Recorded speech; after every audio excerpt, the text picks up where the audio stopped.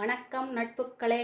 இன்றைக்கு நம்ம ஒரு சத்தான ஈவினிங் டிஃபன் இல்லை மார்னிங் டிஃபன் எப்படி வேணாலும் வச்சுக்கலாம் ஒரு ஐட்டம் பார்க்க போகிறோம். அது என்னன்னாக்க கேழ்வரகு சத்து உருண்டை. அதுக்கு தேவையான பொருட்கள்லாம் பார்த்துக்கலாம். கேழ்வரகு மாவு 1 கப்பு, அப்புறம் கொஞ்சம் முந்திரியும் நிலக்கடையிலையும் வறுத்து சின்ன சின்னதாக கட் பண்ணினது, அப்புறம் தேங்காய் பூ, இனிப்புக்கு தேவையான வெல்லமோ நாட்டு சர்க்கரையோ எது வேணாலும் வச்சுக்கலாம். சும்மா 1 ஸ்பூனு நெய் போட்டுக்கலாம். அப்புறம் சுக்கு பொடி, ஏலக்காய் பொடி, கொஞ்சோண்டு பிஞ்ச் அளவு சால்ட், அவ்வளோதான் அதுக்கு தேவையானது. அப்புறம் சுடுதண்ணி ஊற்றி தான் நம்ம இந்த கேழ்வரகு மாவை கிளறணும். அப்புறம் இட்லி பாத்திரத்தில் வேக வைக்கணும். ஸோ அதனால் நான் இப்போ அடுப்பில் இட்லி பாத்திரத்தை வச்சுட்டு ஸ்லோவில் வச்சுட்டேன். இப்போ நம்ம மாவை கொட்டி எப்படி கிளறதுன்னு பார்த்துக்கலாம். இப்போது இதில் மாவை கொட்டியாச்சு. இப்போது ஒரு பிஞ்ச் அளவு சால்ட்டு, சும்மா ஒரு பிஞ்ச் அளவு சால்ட்.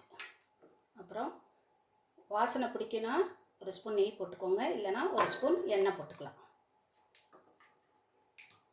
இப்போது இந்த சுடுதண்ணி தேவையான அளவு தெளித்து பிசையணும். கொஞ்சம் கொஞ்சமாக அட் ஏ டைமே எல்லாத்தையும் ஊற்றிடக்கூடாது. கொஞ்சம் கொஞ்சமாக ஊற்றி நல்லா இந்த மாதிரி கரண்டி வச்சுட்டு விஸ்க் வச்சு நல்லா அப்படியே கிளறணும். கொஞ்சம் கட்டியெல்லாம் இல்லாமல் நல்லா கிளறணும்.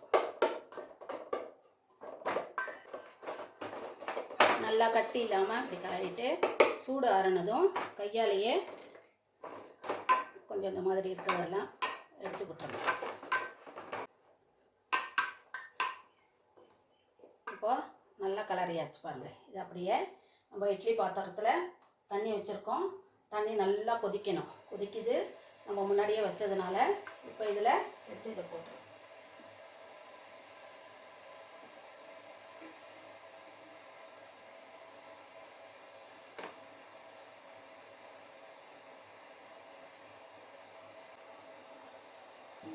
வச்சுட்டு கவர் பண்ணிடுறோம்.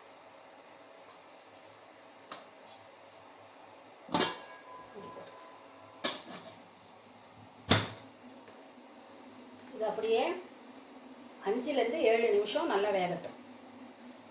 இது உடம்புக்கு ரொம்ப நல்லது. இந்த பேக் பெயின்லாம் வருதுன்னு சொல்கிறாங்க பாருங்கள், அவங்களுக்கு மூட்டு வலி இந்த மாதிரி உள்ளவங்களாம் வாரத்தில் 2 நாள் ஆச்சோ ஈவினிங் டிஃபனாகவாச்சோ இல்லை காலையில் டிஃபனாகவாச்சோ இதை செஞ்சு சாப்பிட்டுட்டு வந்தானாக்க நல்ல ரிலீஃப் கிடைக்கும். கேழ்வரகுல நல்லா அயன்லாம் இருக்கு இல்லையா, அதனால் நமக்கு ரொம்ப உதவியாக இருக்கும். இந்த ஈஸியானது தான் இது. புட்டு மாதிரியும் நம்ம அப்படியே வேக வச்சு கொட்டியும் சாப்பிட்டுக்கலாம், இல்லைனா அதை நல்லா உருண்டை மாதிரி உருட்டி வச்சியும் சாப்பிட்டுக்கலாம். இதில் நம்ம கொஞ்சம் முந்திரி போடுறோம், நிலக்கடலை போடுறோம், தேங்காய் போடுறோம், வெல்லம் போடுறோம்.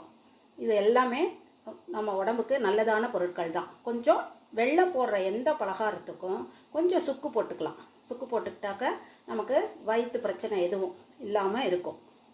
இப்போது 7 நிமிஷம் ஆகிருக்கும், வெந்துருச்சான்னு பார்ப்போம். இப்போது நல்லா வெந்துருச்சு பாருங்கள். கேழ்வரகு வெந்துருச்சுன்னா நல்லா வாசம் வரும், கேழ்வரகோட வாசம் வரும். இது இப்போ என்ன செய்யலான்னா அப்படியே எடுத்துட்டு நம்ம இந்த பாத்திரத்தில் ட்ரான்ஸ்ஃபர் பண்ணிக்கலாம்.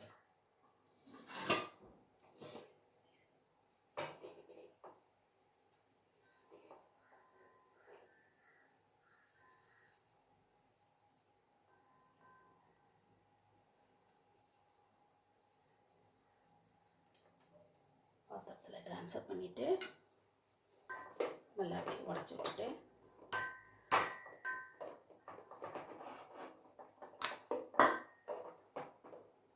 எவ்வளோ உங்களுக்கு தேவையோ இந்த ஏற்கனவே நம்ம வறுத்து வச்சுருக்குறோம் முந்திரியும் நிலக்கடலையும், அது கொஞ்சம் தேவையான அளவு போட்டுக்கலாம்.